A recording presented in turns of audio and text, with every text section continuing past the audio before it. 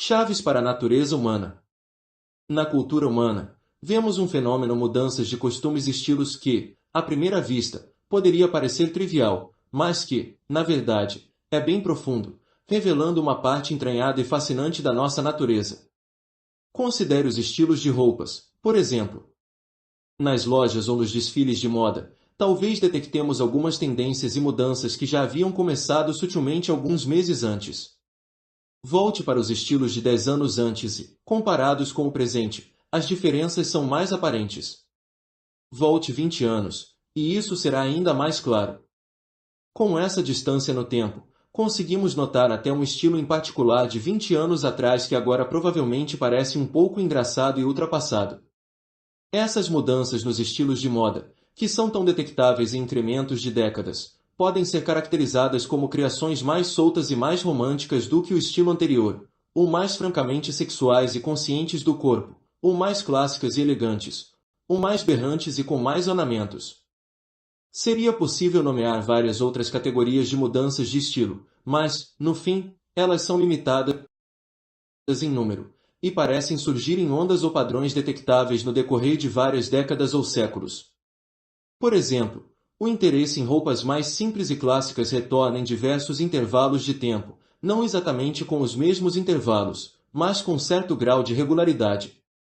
Esse fenômeno levanta algumas questões interessantes. Essas mudanças se relacionam com mais do que apenas o desejo por algo que seja novo e diferente. Refletem mudanças mais profundas na psicologia e nos ânimos das pessoas. E como essas mudanças ocorrem, para que possamos detectá-las depois de certo tempo?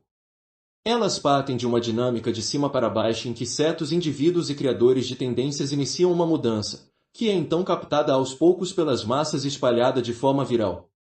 Ou será que os próprios criadores de tendências estão respondendo a sinais de alterações emitidas pela sociedade como um todo, por aquela força social descrita no capítulo 14, numa dinâmica de baixo para cima? É possível fazer essas perguntas sobre estilos de música ou qualquer outra manifestação cultural. Entretanto, também podemos indagar estilos de pensar e teorizar, em como os argumentos de livros são construídos. 50 anos atrás, muitas ideias eram enraizadas em psicanálise e sociologia, com escritores por diversas vezes vendo o ambiente como a influência primordial do comportamento humano. O estilo era solto, literário e tendendo a muitas especulações. Agora, porém, tendem a girar em torno da genética e do cérebro humano, contudo tendo que ser apoiado por estudos e estatísticas. A mera aparição de números numa página empresta certo ar de credibilidade ao argumento. A especulação é mal vista. As frases são mais curtas, com o intuito de comunicar informações. No entanto, essa mudança no estilo de teorizar não é nada novo. Notamos um vai-vem similar do literário e especulativo ao sóbrio e ancorado em dados a partir do século XVIII até o presente. O que é fascinante nessas alterações de estilo é a gama limitada de mudanças, a sua recorrência e a velocidade crescente com que as vemos agora, como se testemunhássemos uma aceleração da inquietude e energia nervosa dos seres humanos. Se examinarmos esse fenômeno bem de perto, notaremos com bastante clareza que essas mudanças aparentemente superficiais refletem de fato alterações mais profundas no ânimo e nos valores das pessoas, emergindo de baixo para cima. Algo tão simples quanto um desejo por estilos mais soltos de roupas, como aconteceu na década de 1780, reflete uma alteração psicológica geral. Nada é inocente nesse campo. Um interesse em cores mais vívidas, ou num som mais pesado de música, tem algo a mais a dizer sobre o que está se agitando na mente coletiva dos indivíduos dessa época. E ao examinarmos esse fenômeno com ainda mais atenção, fazemos também a seguinte descoberta: o que conduz essas mudanças é o sucesso contínuo de novas gerações de jovens, que tentam criar algo mais relevante à sua própria experiência do mundo e que reflita mais os seus valores e espírito, seguindo numa direção diferente daquela da geração anterior. Podemos, em geral, descrever uma geração como um período englobando em torno de 22 anos, com aqueles nascidos nas partes iniciais e finais dele muitas vezes se identificando mais com a geração anterior ou com a posterior. E esse padrão de mudança de uma geração para outra é, em si, parte de um padrão mais amplo na história, datando de milhares de anos atrás, em que determinado e determinadas reações e alterações de valores ressurgem com regularidade, o que sugere algo sobre a natureza humana que nos transcende como indivíduos, e que nos programou para repetir esses padrões por algum motivo. Muitos de nós intuem a verdade sobre as gerações, como elas tendem a ter um tipo de personalidade e como a geração mais jovem inicia tantas mudanças. Alguns vivem em negação sobre o fenômeno, porque gostam de imaginar que, como indivíduos, moldam o que pensam e aquilo em que acreditam, ou que outras forças como classe, gênero e raça desempenham um papel maior. Com certeza o estudo das gerações é impreciso, trata-se de um tema sutil e elusivo. E outros fatores desempenham um papel também. Contudo, uma análise profunda do fenômeno revela que este é, de fato, muito mais influente do que costumamos imaginar, de muitas maneiras, o maior gerador de muito do que acontece na história. Entender esse fenômeno geracional traz vários outros benefícios. Vemos quais forças moldaram a atitude dos nossos pais e, por sua vez, a nossa, quando tentamos partir numa direção diferente. Temos uma noção melhor das mudanças subjacentes ocorrendo em todas as áreas da sociedade e começamos a conjecturar para onde o mundo está se encaminhando, prever tendências futuras, e entender o papel que desempenhamos na moldagem dos acontecimentos. Isso pode não apenas nos trazer grande poder social, mas ter um efeito terapêutico e apaziguador sobre nós à medida que, elevados sobre as mudanças caóticas do momento, vemos os acontecimentos com algum distanciamento e equanimidade. Chamaremos esse conhecimento de percepção geracional. Para obtê-la, precisamos primeiro entender o efeito profundo que a nossa geração tem de verdade sobre a maneira como vemos o mundo, e, em seguida, devemos compreender os padrões geracionais mais amplos que moldam a história e reconhecer onde nosso período de tempo se encaixa no esquema geral. O fenômeno geracional. Nos nossos primeiros anos de vida, somos esponjas, absorvendo a fundo a energia, o estilo e as ideias dos nossos pais e professores. Aprendemos a linguagem, certos valores essenciais, maneiras de pensar e de agir entre as pessoas. A cultura da época aos poucos é inculcada em nós. A nossa mente inteira está aberta nesse momento, e por causa disso, as nossas experiências são mais intensas e ligadas a emoções fortes. Ao nos tornarmos alguns anos mais velhos, tomamos consciência dos nossos colegas, aqueles que têm mais ou menos a mesma idade, que passam pelo mesmo processo de assimilação desse estranho mundo novo em que fomos lançados ao nascermos. Embora estejamos diante da mesma realidade vivenciada por todos os que vivem no momento, nós encaramos a partir de um ângulo peculiar o de uma criança, fisicamente menor, mais vulnerável e dependente dos adultos. Visto por esse ponto de vista, o mundo dos adultos se mostra bem estranho, pois não entendemos muito bem o que os motiva ou preocupa, ou com o que se importam. O que nossos pais tomam como uma questão séria nós vemos, com frequência, como algo cômico ou esquisito. Podemos assistir às mesmas formas de entretenimento a que eles assistem, mas nós as vemos a partir da perspectiva de uma criança, que conta com pouca experiência de vida. Não possuímos ainda o poder para afetar este mundo, mas começamos a interpretá-lo a nosso próprio modo, e compartilhamos essa interpretação com nossos colegas. Então, quando chegamos à adolescência ou talvez mais tarde, percebemos que somos parte de uma geração de jovens, concentrando-nos mais naqueles com a nossa idade, com quem nos identificamos. Criamos afinidades ligadas ao nosso modo específico de ver o mundo e ao senso de humor similar que desenvolvemos. Também tendemos a formar ideais comuns sobre sucesso e atratividade, entre outros valores. Nesses anos, é inevitável que passemos por um período de rebelião, lutando para encontrar a nossa identidade, distinta da dos nossos pais. Isso nos torna muito sintonizados com as aparências a estilos e modas. Queremos mostrar que pertencemos à nossa tribo geracional, com o seu próprio visual e maneirismos. Muitas vezes, um acontecimento ou uma tendência decisiva ocorre durante esses anos da juventude como uma guerra importante, um escândalo político, uma crise financeira ou uma expansão econômica. Também poderia ser a invenção de uma nova forma de tecnologia que tenha um impacto marcante nos relacionamentos sociais. Como somos jovens e impressionáveis, esses fatos têm uma influência decisiva na nossa personalidade geracional em formação, deixando-nos cautelosos, se for uma guerra ou uma crise econômica, ou ávidos por aventuras, se for algo que incita prosperidade ou a estabilidade. Naturalmente, nós os vemos de maneira bem diferente dos nossos pais, e somos afetados de modo mais intenso. Ao nos tornarmos mais conscientes do que está acontecendo no mundo, muitas vezes passamos a considerar as ideias e valores dos nossos pais como um pouco inadequados à nossa própria experiência da realidade. O que eles nos disseram ou nos ensinaram não soa tão relevante, e ansiamos por ideias que tenham maior relação com a nossa experiência juvenil. Nessa primeira fase da vida, moldamos uma perspectiva geracional. É um tipo de atitude coletiva, à medida que absorvemos a cultura prevalecente ao mesmo tempo que os nossos colegas, do ponto de vista da infância e da juventude.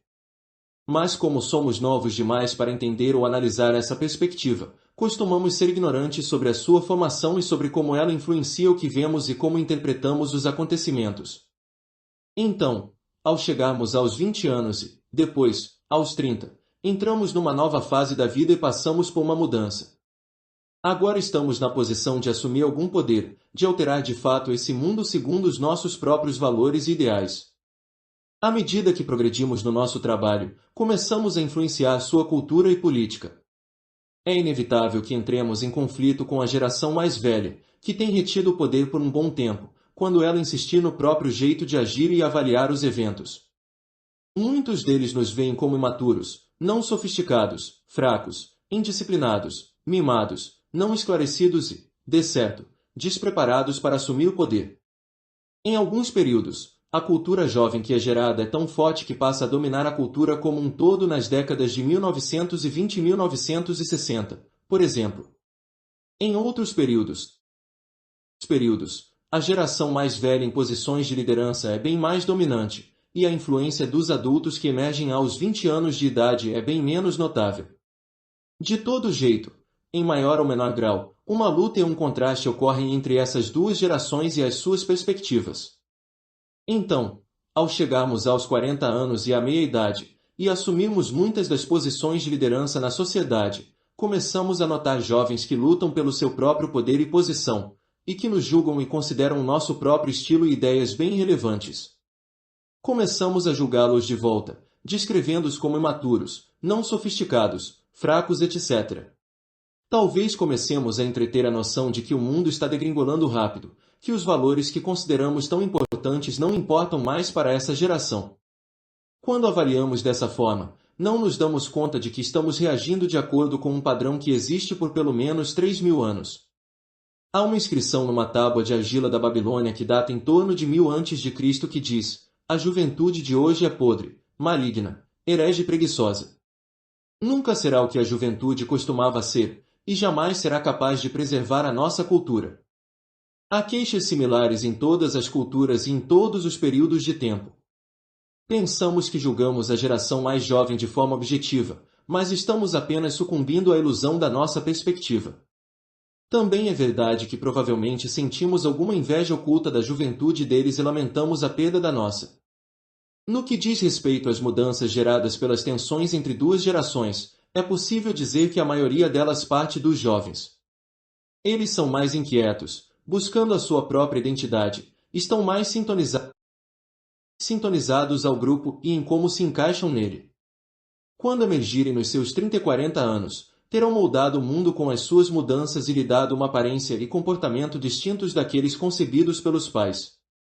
Ao estudar uma geração, é natural que vejamos variações dentro dela.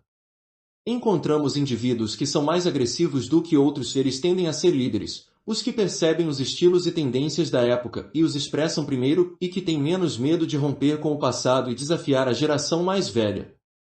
Danton exemplifica esse tipo.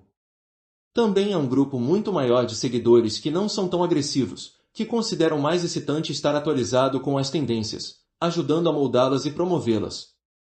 Por fim, também existem os rebeldes, aqueles que desafiam a sua própria geração e se definem por seguir contra a corrente. Isso poderia incluir os Beatniks da década de 1950 ou aqueles jovens na década de 1960 que gravitaram em direção à política conservadora. Desses tipos rebeldes, podemos dizer que são tão marcados pela sua geração quanto os demais, só que de maneira inversa. E, na realidade, muito do mesmo espírito da geração é detectável sob essa versão inversa, por exemplo, aqueles jovens que, na década de 1780, se uniram em apoio à aristocracia e em defesa da monarquia muitas vezes sentiam um amor bem romantizado pela antiga ordem. Os jovens conservadores da década de 1960 eram tão dogmáticos, fanáticos e idealistas quanto os outros, a maioria dos jovens, que tinham os valores inversos. É inevitável que a atitude geracional domine a todos por dentro, não importando como tentem reagir pessoalmente a ela.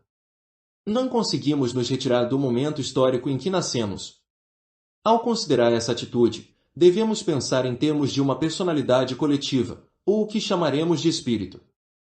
A nossa geração herdou dos nossos pais e do passado certos valores cruciais e maneiras de ver o mundo que permanecem não questionadas. No entanto, a qualquer momento, as pessoas de uma nova geração estão buscando algo mais vivo e relevante, que expresse o que é diferente, o que está mudando no presente. Essa noção do que está se movendo e evoluindo no presente, em oposição ao que é herdado do passado, é o espírito coletivo em si, com a sua natureza incansável e investigadora. Não é algo fácil de colocar em palavras. É mais um ânimo, um tom emocional, uma maneira de os indivíduos se relacionarem uns com os outros. É por isso que costumamos associar mais facilmente o espírito geracional ao estilo musical dominante, ou à tendência artística a um determinado tipo de imagens, ou a um ânimo capturado pela literatura ou pelos filmes daquela geração. Por exemplo, nada captura melhor o espírito rebelde e o ritmo frenético da década de 1920 do que o jazz da época e o som atrevido do saxofone, que era a nova mania. Esse espírito tenderá a se alterar à medida que a nossa geração passar pelas várias fases da vida. A maneira como nos relacionaremos coletivamente com o mundo quando tivermos 50 anos não será a mesma que foi quando tínhamos 20. As circunstâncias, os acontecimentos históricos e o processo de envelhecimento modificarão o nosso espírito. No entanto, como com qualquer indivíduo, há algo na personalidade geracional que permanece intacto e que transcende o passar dos anos. A famosa geração perdida da década de 1920, com as suas melindrosas e o jazz rebelde, tinha obsessões e traços notáveis: festas de arromba, álcool, sexo, dinheiro e sucesso, assim como uma atitude cínica e embrutecida em relação à vida.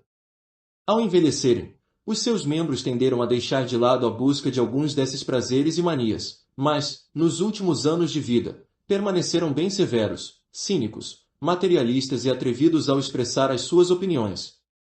Os baby boomers, que chegaram à maioridade na década de 1960, demonstravam um idealismo intenso e uma propensão a julgar e moralizar. Eles tenderam a reter essas qualidades, mas os seus ideais e aquilo que pregavam se modificaram.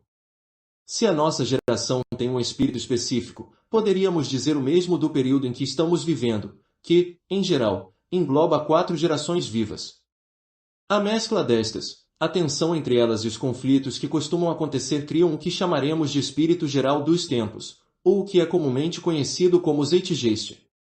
Por exemplo, em se tratando da década de 1960, não podemos separar os ânimos da poderosa cultura jovem daquele período do antagonismo e horror que ela provocava em quem era mais velho. A dinâmica e o espírito daquela época resultavam da interação dramática de duas perspectivas conflitantes. Para ver isso na sua própria experiência, considere os períodos no passado em que você já estava vivo e consciente, pelo menos uns 20 anos atrás, se você for velho bastante. Com algum distanciamento, conseguirá refletir sobre como era tudo diferente, o que pairava no ar, como as pessoas interagiam, o grau de tensão da época. O espírito daquela fase não estava apenas nos estilos e roupas que eram diferentes daqueles do presente, mas também em algo social e coletivo, um ânimo geral ou uma sensação no ar. Até as diferenças na moda e na arquitetura, as cores que se tornaram populares e o visual dos carros denotam o espírito por trás de tudo isso, que animava essas mudanças e escolhas. Esse espírito pode ser caracterizado como rebelde e franco, com as pessoas ávidas por todos os tipos de interação social, ou pode ser bem fechado e cauteloso, com os indivíduos predispostos a se conformarem e serem hipercorretos, pode ser cínico ou esperançoso, estático ou criativo. O que você precisa fazer é ser capaz de medir o espírito do momento presente, com um senso similar de distanciamento, e ver onde a sua geração se encaixa no esquema geral da história, dando-lhe uma noção de para onde tudo estaria se encaminhando. Os padrões geracionais. Desde o início dos registros históricos, certos escritores e pensadores têm intuído um padrão da história humana. Foi talvez Ibn Khaldun, o grande acadêmico islâmico do século XIV, que primeiro formulou essa ideia na teoria de que a história parece se mover em 4 atos, correspondendo a 4 gerações. A primeira geração é a dos revolucionários que provocam uma ruptura radical com o passado, estabelecendo novos valores, mas promovendo também algum caos na luta para criar essa ruptura. É comum que nessa geração haja alguns grandes líderes ou profetas que influenciam a direção da revolução e deixem a sua marca. Então, vêm os membros da segunda geração, que anseiam por alguma ordem. Ainda sentem o calor da revolução em si, que testemunharam quando ainda bem jovens, mas querem estabilizar o mundo, ditar algumas convenções e dogmas. Aqueles da terceira geração, tendo pouca conexão direta com os fundadores da revolução, se sentem menos apaixonados por ela. São pragmáticos. Querem solucionar os problemas e tornar a vida o mais confortável possível. Não estão tão interessados em ideias, mas em construir algo. No processo, tendem a drenar o espírito da revolução original. O que predomina são as preocupações materiais, e as pessoas se tornam bem individualistas. A seguir vem a quarta geração, cujos membros sentem que a sociedade perdeu a vitalidade, mas não têm bem certeza do que deveria substituí-la. Começam a questionar os valores que herdaram, alguns se tornando bem cínicos. Ninguém sabe mais no que acreditar. Algum tipo de crise emerge.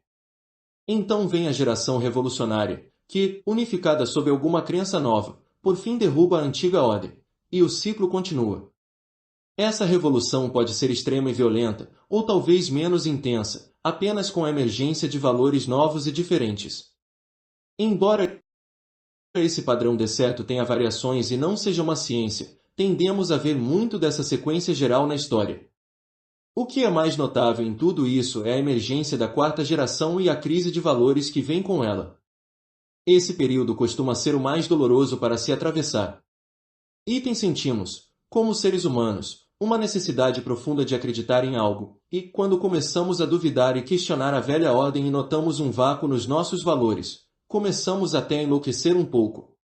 Tendemos a nos agarrar aos sistemas de crença mais recentes promovidos por charlatões e demagogos, que prosperam nesses períodos. Procuramos por bodes expiatórios para todos os problemas que surgem agora e para a insatisfação que se alastra. Sem uma crença unificada para nos ancorar e acalmar, nós nos tornamos tribais, contando com alguma pequena afinidade de grupo para nos dar a sensação de fazer parte de algo.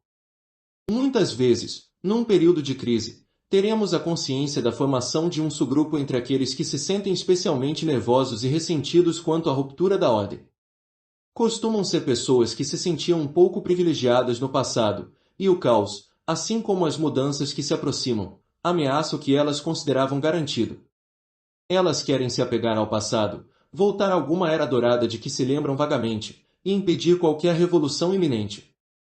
Estão condenadas, pois é impossível deter o ciclo, ou trazer o passado de volta à vida num passe de mágica. Contudo, à medida que esse período de crise desaparecer e começar a se fundir com a época revolucionária, costumamos detectar níveis crescentes de excitação, pois os que são jovens e têm sede por algo novo sentem a aproximação das mudanças que colocaram em movimento. Parece que estamos atravessando esse período de crise, com a geração que o está vivenciando em sua fase crucial da vida. Embora não tenhamos como ver o quão próximos estamos do fim desses tempos, eles nunca duram muito, pois o espírito humano não os tolera. Algum sistema de crenças unificador está em gestação, e um novo conjunto de valores que não enxergamos ainda está sendo gerado.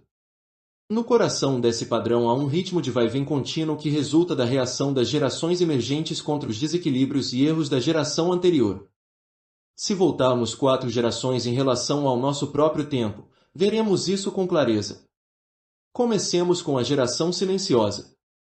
Vivenciando a Grande Depressão quando crianças e chegando à maioridade durante a Segunda Guerra Mundial e o período pós-guerra, ela se tornou bem cautelosa e conservadora, valorizando a estabilidade, os confortos materiais, e se encaixando com firmeza no grupo. A geração seguinte, os Baby Boomers, considerava o conformismo dos pais bem sufocante. Emergiu na década de 1960, sem ser atormentada pela realidade financeira adversa que seus genitores enfrentaram. Valorizava a expressão pessoal, se aventurar e ser idealista. Ela foi seguida pela geração X, marcada pelo caos da década de 1960 e pelos escândalos sociais e políticos subsequentes. Chegando à maioridade nas décadas de 1980 e 1990, era pragmática e confrontadora, valorizando o individualismo e a autossuficiência, e reagindo contra a hipocrisia e a impraticabilidade do idealismo dos pais. Isso foi seguido pela geração Y, ou geração do milênio, traumatizada pelo terrorismo e por uma crise financeira, opondo-se ao individualismo da geração anterior, buscando segurança e trabalho em equipe, com um desgosto evidente pelo conflito, pela confrontação. A partir disso, é possível deduzir duas lições importantes. Em primeiro lugar, os nossos valores muitas vezes dependem de onde nos encaixamos nesse padrão e de como a nossa geração resiste aos desequilíbrios específicos da geração anterior. Simplesmente não seríamos a mesma pessoa que somos hoje, com as mesmas atitudes ideais, se tivéssemos emergido durante as décadas de 1920 ou 1950 em vez de em períodos posteriores. Com certeza colocamos o nosso espírito individual em cena nesse drama, e, na medida em que conseguirmos cultivar a nossa singularidade, ganharemos o poder e a habilidade de direcionar o zeitgeist. Entretanto, é fundamental que reconheçamos primeiro o papel dominante que a nossa geração desempenha na nossa formação, e onde ela se encaixa no padrão. Em segundo lugar, notamos que as gerações parecem capazes apenas de reagir e se mover na direção oposta daquela surgida anteriormente. Talvez isso ocorra porque uma perspectiva geracional é formada na juventude, quando somos mais inseguros e propensos a pensar em termos absolutos. Um meio-termo, uma forma equilibrada de escolher o que seria bom ou mal nos valores e tendências da geração anterior, parece contrário à nossa natureza coletiva. Por outro lado, esse padrão de vai-vem tem um efeito salutar. Se uma geração apenas avançasse com as tendências da anterior, é provável que teríamos nos destruído há muito tempo. Imagine gerações que sucedessem a rebeldia das décadas de 1920 ou 1960 continuando com o mesmo espírito, e indo ainda mais além, ou uma que sucedesse a década de 1950 permanecendo tão conservadora e conformista quanto a anterior. Nós nos sufocaríamos com tanta autoexpressão ou estagnação. O padrão talvez leve a desequilíbrios, mas também garante a nossa revitalização. Às vezes, as mudanças geradas num período revolucionário são bem triviais e não duram além do seu ciclo. Outras vezes, porém, a partir de uma crise intensa, uma revolução foge a algo novo que dura por séculos e que representa um progresso em direção a valores que são mais racionais e empáticos. Ao ver esse padrão histórico, devemos reconhecer o que parece ser um espírito humano geral que transcende qualquer época específica e que nos mantém evoluindo. Se, por qualquer motivo, o ciclo se interromper, estaremos condenados. A sua tarefa como estudante da natureza humana é tripla. Em primeiro lugar, e acima de tudo, você deve alterar a sua atitude em relação à sua própria geração. Gostamos de imaginar que somos autônomos e que os nossos valores e ideias vêm de dentro, não de fora, mas esse, na verdade, não é o caso. O seu objetivo é entender da forma mais abrangente possível a profundidade com que o espírito da sua geração, e da época em que vive, influenciou a maneira como você percebe o mundo. Costumamos ser hipersensíveis no que diz respeito à nossa geração. Essa perspectiva foi formada na nossa infância, quando éramos mais vulneráveis, e o nosso laço emocional com os nossos colegas foi estabelecido logo de início. Muitas vezes ouvimos uma geração mais velha ou mais jovem nos criticando, e é natural que tenhamos uma atitude defensiva. Quando se trata dos defeitos ou desequilíbrios da nossa geração, a nossa tendência é vê-los como virtudes. Por exemplo, se crescemos numa geração que era mais temerosa e cautelosa, é possível que hesitemos diante de grandes responsabilidades, como possuir uma casa ou um carro. Interpretaremos isso como um desejo por liberdade ou de ajudar o meio ambiente, indispostos a confrontar os temores que estão de fato por trás disso. Não temos como entender a nossa geração da mesma maneira que compreendemos um fato científico, como as características de um organismo.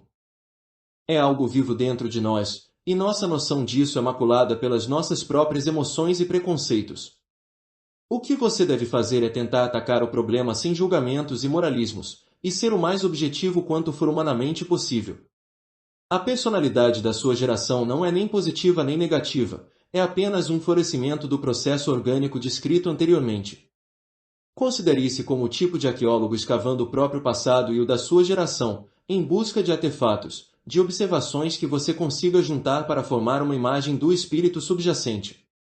Quando examinar as suas lembranças, tente fazê-lo com algum distanciamento, mesmo quando recordar as emoções que sentiu na época. Flagre-se no processo inevitável de emitir julgamentos de bem e mal sobre a sua geração ou a seguinte, e deixe-os de lado. Desenvolva essa habilidade por meio da prática. Construir essa atitude desempenhará um papel fundamental no seu desenvolvimento. Com algum distanciamento e consciência, você se tornará muito mais do que um seguidor da sua geração, ou do que um rebelde contra ela. Poderá moldar o seu próprio relacionamento com os Zeitgeist e se tornar um criador formidável de tendências. A sua segunda tarefa é criar um tipo de perfil de personalidade da sua geração, de maneira que você consiga entender o seu espírito no presente e explorá-lo. Tenha em mente que há sempre nuances e exceções. Busque traços comuns que sinalizem um espírito geral. Comece esse processo analisando os acontecimentos decisivos que ocorreram nos anos que antecederam a sua entrada no mercado de trabalho e que desempenharam um grande papel na modelagem dessa personalidade. Se esse período englobar mais ou menos 22 anos, costuma haver nele mais que um acontecimento decisivo. Por exemplo, para aqueles que chegaram à maioridade durante a década de 1930, houve a Depressão e depois o advento da Segunda Guerra Mundial. Para os Baby Boomers, a Guerra do Vietnã. Mais tarde, o Watergate e os escândalos políticos do início da década de 1970. Os membros da geração X eram crianças durante a Revolução Sexual e adolescentes na era em que se tornou habitual que os pais deixassem os filhos sozinhos em casa durante a maior parte do dia, sem supervisão. Para a geração Y, houve os atentados de 11 de setembro e, a seguir, a crise financeira de 2008. Dependendo de onde você se encaixa, ambos os eventos influenciarão, mas um mais do que o outro, como ocorre mais perto dos anos de formação entre os 10 e 18 anos, quando passamos a adquirir consciência do mundo mais vasto e dos valores fundamentais em desenvolvimento. Algumas épocas, como a década de 1950, podem ser de estabilidade relativa beirando a estagnação. Isso também terá um efeito poderoso, considerando a inquietude da mente humana, em especial entre os jovens, que passarão a ansiar por aventuras e oportunidades de agitar as coisas. Você também deve levar em consideração qualquer grande avanço tecnológico ou invenção que altere a forma como as pessoas interagem. Tente mapear as ramificações desses acontecimentos decisivos. Preste atenção especial ao efeito que possam ter tido no padrão de socialização que caracterizará a sua geração. Se o acontecimento foi uma crise importante de algum tipo, isso tenderá a fazer os membros da sua geração se unirem em busca de conforto e segurança, valorizando o grupo e os sentimentos de amor, e se mostrando aversos a confrontos. Um período de estabilidade e ausência de acontecimentos fará você gravitar em direção a outras pessoas em busca de aventura, experimentos em grupo, às vezes quase imprudentes. Em geral, você tenderá a notar o estilo de se socializar dos seus colegas, mais evidente quando eles tiverem em torno de 20 anos. Procure pelas raízes disso. Esses acontecimentos maiores terão um efeito na maneira como você encara o sucesso e o dinheiro e determinarão se valoriza o status e a fortuna ou valores menos materiais, como a criatividade e a expressão pessoal. Como aqueles da sua geração encaram o fracasso numa iniciativa ou na carreira será bem revelador, é um distintivo de vergonha, ou considerado parte do processo empresarial, até mesmo uma experiência positiva. Você poderá medir isso também pela época em que entrou no mercado de trabalho. Sentiu a pressão para começar a fazer dinheiro de imediato, ou era hora de explorar o mundo e ter aventuras, para se estabelecer em algo aos 30 anos? Ao preencher esse perfil, analise a forma como você foi criado com moldes permissivos, supercontroladores, negligentes ou empáticos. O famoso estilo permissivo daqueles que criaram os filhos na década de 1890 ajudou a desenvolver a atitude rebelde e despreocupada da geração perdida da década de 1920. Os pais que foram profundamente afetados pela década de 1960 acabaram se tornando bem absortos em si mesmos e um pouco negligentes em relação aos filhos, que não podiam deixar de se sentir um tanto alienados e até zangados por causa disso. Aqueles que são superprotetores moldarão uma geração que teme sair da sua zona de conforto. Esses estilos de criar suas crianças vêm em ondas. Quem foi superprotegido não costuma se tornar um pai helicóptero, sempre pairando sobre os filhos. Os seus próprios pais talvez tenham sido uma exceção ao estilo prevalecente, mas você notará uma marca de personalidade nos seus colegas, que se torna bem evidente na adolescência e em torno dos 20 anos de idade. Preste bastante atenção aos heróis e ícones de uma geração, aqueles que expressam as qualidades que outros, no fundo, gostariam de ter também.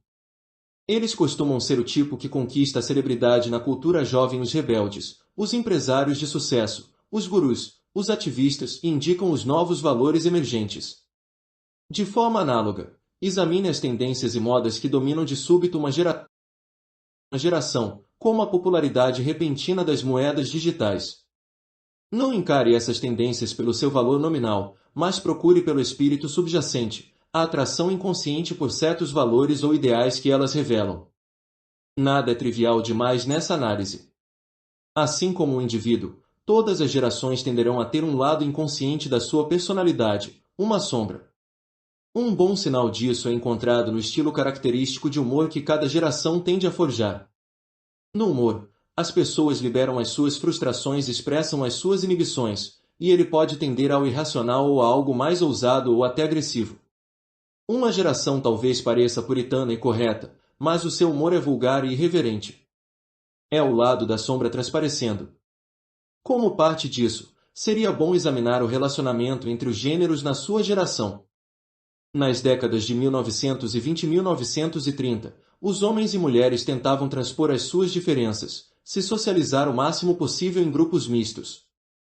Os ícones masculinos eram muitas vezes bem femininos, como Rudolph Valentino, e os ícones femininos tinham uma qualidade masculina ou andrógina proeminente, como Marlene Dietrich e Josephine Baker. Contraste isso com a década de 1950 e a divisão súbita e intensa entre os gêneros, revelando um desconforto inconsciente e uma ruptura em relação às tendências de inversão de gêneros que todos sentimos. Veja o capítulo 12. Ao observar a sombra da sua geração, tenha em mente que a sua tendência a um extremo materialismo, a espiritualidade, a aventura, a segurança esconde uma atração oculta pelo oposto.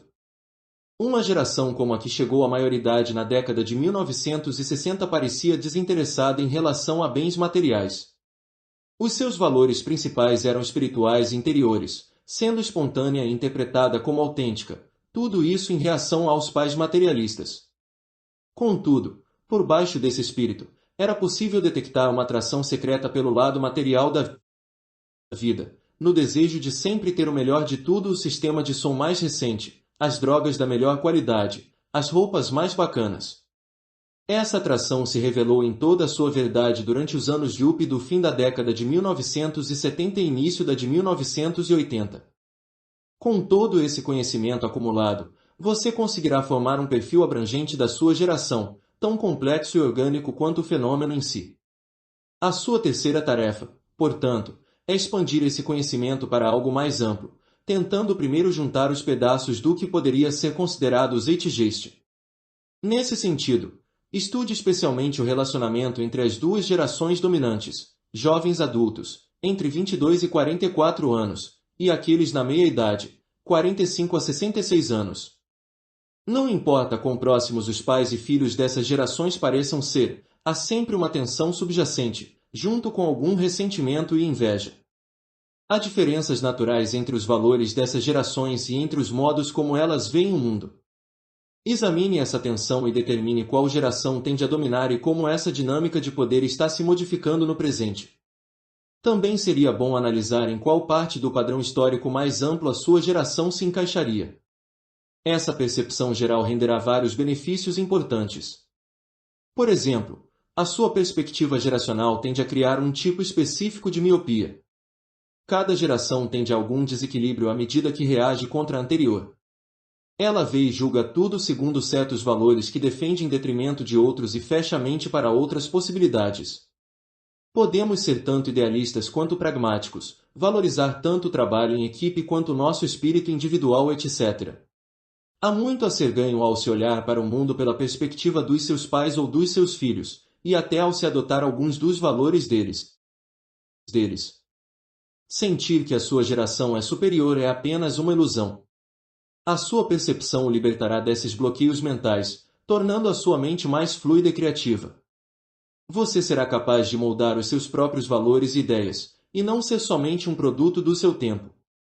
Com a sua percepção do zeitgeist geral, você também entenderá o contexto histórico. Terá uma noção de para onde o mundo está indo. Conseguirá prever o que vem a seguir.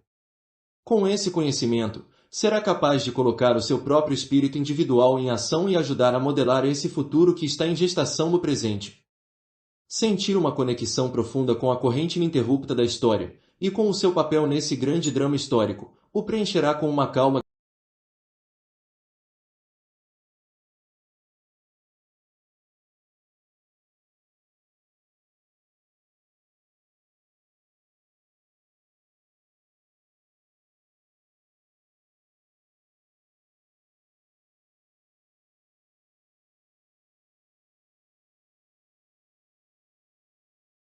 e com o seu papel nesse grande drama histórico, o preencherá com uma calma que tornará tudo na vida mais suportável.